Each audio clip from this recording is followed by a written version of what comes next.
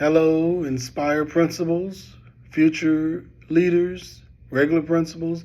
I'm Dr. Marcus Scott here with your quick tip on school improvement. A couple of days ago, I posted a video that went viral from Savannah and Chatham Schools, the school system I used to be a principal at, where a teacher was talking about not being able to teach what he wanted to teach, and how 40% of his students were behind grade level, and that he was just going to sit in the corner pretty much and do nothing because he's going to do what he's told. And he was frustrated because he didn't get opportunity to help students the way he felt like he could help the students. So this is where instructional leadership to me is key. And if you again read the book I.N.S.P.I.R.E, 7 Systems for Transforming Underperforming Schools, the first system is instructional leadership, which is the I. And that comes into play where I can see both sides of what's happening here. But as a leader, you have to coach. A lot of leaders, especially young leaders, feel like they can tell someone how to run their classroom. And even if they do what you say, because they don't feel like that's the best method, they're just going to half do it. So as a leader, it's your job not to tell someone what to do, but to coach someone how to do it. First of all, if 40% of his class is behind, there are some kind of interventions that need to take place for them to be successful. So instead of completely throwing his plans out, which I would think if the principal threw it out, he was trying to spend all his time on remediation.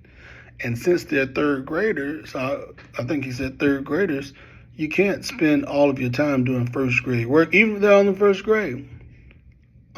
Because if you expect them to do third grade work, then they will do third grade work.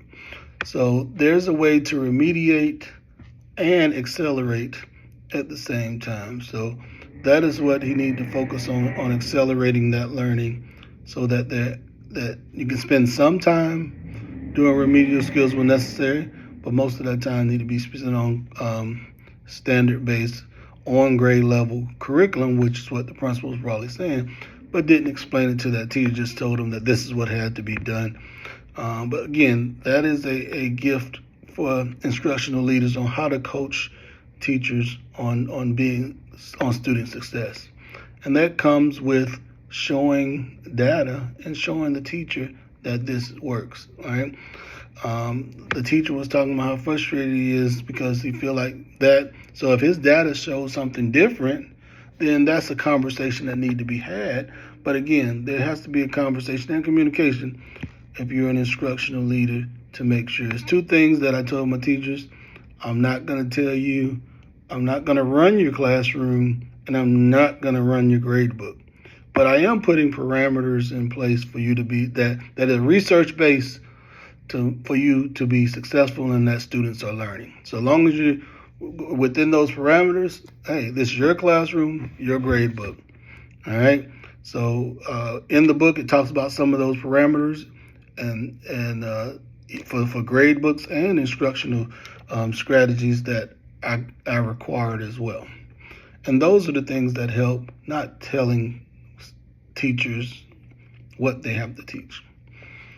Continue to do great things while inspiring others to do the same. Make sure you're an inspired principal and not a regular principal.